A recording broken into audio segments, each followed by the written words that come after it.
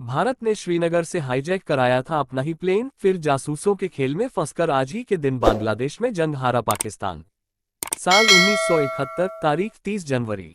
पाकिस्तान के लाहौर एयरपोर्ट पर एक इंडियन प्लेन लैंड करता है। कॉकपिट से एक शख्स उतरता है। कुछ ही देर बाद तब के पाकिस्तानी पीएम जुल्फिकार अली भुट्टो भी एयरपोर्ट पहुंचते हैं। दोनों के बीच काफी देर तक बहस होती है। बहस खत्म होते ही प्लेन में सवार 26 भारतीयों को एक एक करके उतारा जाता है। कुछ मिनट बाद प्लेन में आग लगा दी जाती है।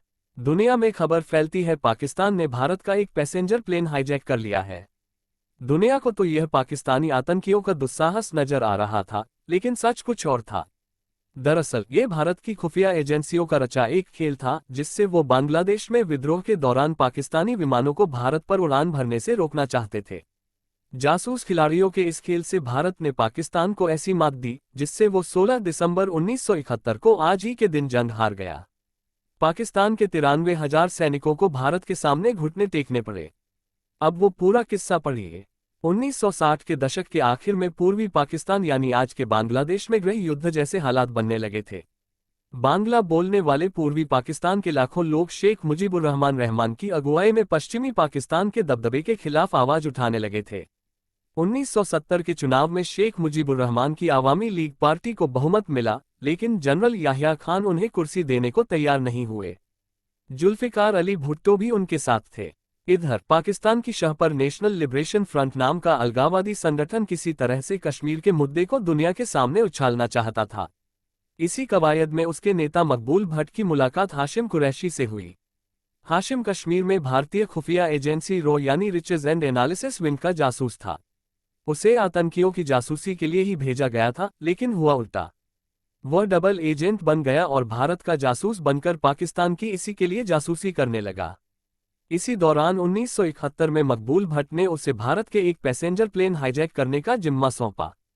पाकिस्तान ऐसा इसलिए कर रहा था ताकि कश्मीर समस्या को अंतर्राष्ट्रीय मंच पर पब्लिसिटी मिले। हाशिम को प्लेन हाईजैक करने की ट्रेनिंग दी गई। उसे पिस्तौल चलाना और बम बनाना भी सिखाया गया।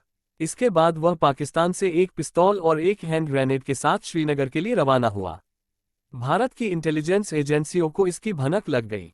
हाशिम पॉक से कश्मीर में घुसपैठ करने के दौरान बीएसएफ के हाथ लग गया। भारतीय एजेंसी की पूछताछ में उसने पूरी कहानी उगल दी कि कैसे मकबूल ने उसे प्लेन हाईजैक करने की जिम्मेदारी दी है। 2 और लोग उसके साथ इस काम को अंजाम देने वाले हैं। हाशिम ने बताया कि ऐसा करने के लिए उसे खुद मकबूल भट्ट ने कहा था। इंटेलिजेंस एजेंसियों ने हाशिम के सामने प्रस्ताव रखा कि अगर वह भारत की बात मानेगा तो उसे देश से की गई गद्दारी की सजा नहीं मिलेगी। जान बचाने के लिए हाशिम ने इस प्रस्ताव को मान लिया। फिर हाशिम के डबल एजेंट होने का फायदा उठाते हुए उस समय के रॉ के चीफ रामेश्वर नाथ काव ने एक मास्टर प्लान तैयार किया। इसके बाद हाशिम से कहा गया कि वह भारतीय प्लेन हाईजैक करने के पाकिस्तानी प्लान को भारत की शर्तों पर आगे बढ़ाए। वह प्लेन को अपने तय प्लान के मुताबिक हाईजैक करके लाहौर ले जाए। लाहौर एयरपोर्ट पहुंचते ही सबसे पहले पीएम जुल्फिकार अली भुट्टो को बुलाए। ऐसा इसलिए ताकि दुनिया के सामने ये साबित हो जाए कि प्लेन को पाकिस्तान के कहने पर ही हाईजैक किया गया है। पूरे प्लान को सीक्रेट रखने के लिए हाशिम को बेंगलो में रखा जाता है। प्लेन हाईजैक करने के लिए 30 जनवरी 1971 की तारीख तय हुई। समय के मुताबिक हाशिम और उसका एक और साथी अशरफ एयरपोर्ट पहुंचे। फिर दोनों ने प्लान के मुताबिक दूसरे विमान को हाईजैक करने का फैसला किया। जो प्लेन चुना गया उसका नाम था गंगा। ये काफी पुराना प्लेन था और काफी पहले ही इस्तेमाल से बाहर किया जा चुका था, लेकिन हाईजैक करने से ठीक पहले इसे दोबारा इंडियन एयरलाइंस में शामिल किया गया। श्रीनगर के एयरपोर्ट से जैसे ही प्लेन टेक ऑफ किया, हाशिम ने पायलट की कनपटी पर एक टॉय गन यानी नकली पिस्तौल तान दी। हाशिम ने पायलट से कहा कि वह प्लेन को लाहौर के लिए डाइवर्ट करे। उधर लाहौर में जैसे ही सूचना मिलती है कि प्लेन को पॉक के नेशनल लिबरेशन फ्रंट के लोगों ने हाईजैक किया है, वे फौरन प्लेन को लैंड करने की परमिशन दे देते हैं। प्लेन के लाहौर में लैंड होते ही ऑल इंडिया रेडियो पर अनाउंस किया जाता है, जम्मू कश्मीर के एक मिलिटेंट हाशिम कुरैशी ने भारतीय प्लेन को हाईजैक किया है और बदले में उन 36 कश्मीरी अलगाववादियों को रिहा करने की मांग की है, जो भारत की जेलों में कैद हैं।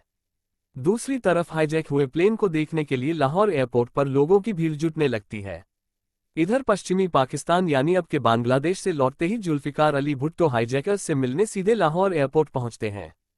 यही वो घटना थी जिसके बाद दुनिया को प्लेन हाईजैक होने में पाकिस्तान के शामिल होने की बात पता चलती है। कश्मीर का मुद्दा उछालने के लिए भारत से प्लेन हाईजैक कर लाने की खुशी में पूरे पाकिस्तान में जश्न का माहौल था। हाशिम और अशरफ को एक गाड़ी में बैठाकर शहर में जुलूस निकाला गया। इन सब के बीच भारत ने अलगाववादियों को छोड़ने से इनकार कर दिया। फिर हाशिम और अशरफ ने एक दूसरे से सलाह मशविरा किया और लैंडिंग के 2 घंटे के अंदर ही महिलाओं और बच्चों को छोड़ दिया। शाम तक बाकी लोगों को भी रिहा कर दिया। उधर इंदिरा गांधी की सरकार ने हाईजैकिंग का हवाला देते हुए 4 फरवरी 1971 को पूर्वी पाकिस्तान बांग्लादेश जाने वाले पाकिस्तानी प्लेन पर रोक लगाने के लिए भारत ने अपने हवाई क्षेत्र के इस्तेमाल पर पाबंदी लगा दी, जो 1976 तक जारी रही।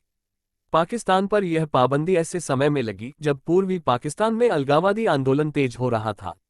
उस वक्त पाकिस्तानी सैनिक बड़ी तादाद में ईस्ट पाकिस्तान बांग्लादेश भेजे जा रहे थे ताकि वहां विद्रोह को कुचला जा सके। पूर्वी पाकिस्तान में अवामी लीग का साथ दे रहे भारत को ये बात बहुत खटक रही थी। भारत इसे किसी भी कीमत पर रोकना चाहता था। ऐसा तभी संभव था जब पाकिस्तानी विमानों को भारत पर उड़ान भरने से रोक दिया जाए। भारत की तरफ से हाईजैक कराए गए प्लेन की सबसे बड़ी वजह यही थी। इसके जरिए वो पाकिस्तान के लिए अपने हवाई क्षेत्र को बंद करवाने में कामयाब रहा। पाबंदी के चलते पाकिस्तानी विमानों को हिंद महासागर के ऊपर से होते हुए रिफ्यूलिंग के लिए पहले श्रीलंका ले जाता था, फिर पूर्वी पाकिस्तान पहुंचता था, जिससे समय और पूंजी दोनों की बर्बादी होती थी। भारत की ये चाल 1971 की जंग में कामयाब साबित हुई। इससे बांग्लादेश में लाखों लोगों की जान बची जो पाकिस्तानी बमबारी में मारे जाते। भारत ने मुक्तिवाहिनी को मदद देना शुरू किया। अक्टूबर तक मुक्तिवाहिनी विद्रोहियों के सामने पाकिस्तान को कड़ी चुनौती देने लगी थी। 6 अक्टूबर को भारत के समर्थन से मुक्तिवाहिनी ने पाकिस्तान के खिलाफ एक बड़ी लड़ाई लड़ी। इनमें पाकिस्तान के 500 से ज्यादा सैनिक मारे गए। इसके लगभग 2 महीने बाद ही भारत खुलकर बांग्लादेश की तरफ से जंग में कूद पड़ा। 13 दिन में ही जंग अंजाम तक पहुंच गई।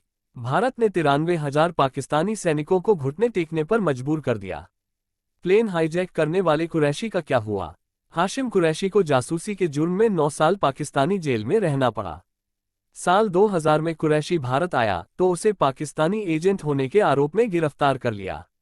एक इंटरव्यू में कुरैशी का कहा था कि वो किसी देश का एजेंट नहीं था।